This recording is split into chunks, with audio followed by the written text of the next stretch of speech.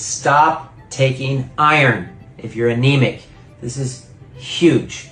I rarely recommend iron to anybody, especially if they're anemic. I just did a mineral class last week and I spent 30 minutes going over iron and why people actually have anemia. It's not related to their diet or not getting enough iron. There's other problems in the body. And I'll just give you a couple of those ideas, but the main reason you don't want to take iron if you're really struggling with anemia, especially if your ferritin levels are low, which is your storage tank for iron, is that pathogenic organisms, in other words, infectious disease organisms like parasites, viruses, candida yeast, fungus, they eat iron out of our hemoglobin. I know that sounds crazy. Tell people it sounds like a sci-fi movie, but it's a reality.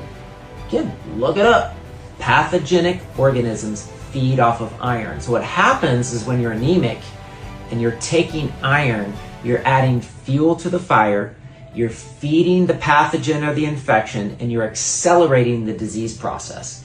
Medical doctors don't know this, they don't tell people this, and you're taking the wrong thing. And most of the iron prescribed to people is elemental iron, which is the wrong form anyway. Like, when would you take like a nail and put it in water and drink the water hoping to get like the right form of iron? Like, iron's in the earth and it comes through food. And so we should be getting our iron from natural sources like red meat or greens or different foods.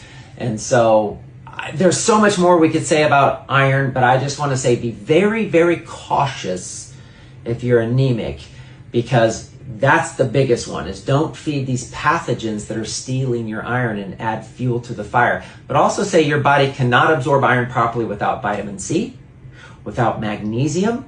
And actually the main reason people might have, say, high ferritin, stored iron, and low serum iron is actually copper deficiency. That's a big reason people are not able to release the iron out of their cells and their tissues, is actually because of a copper deficiency.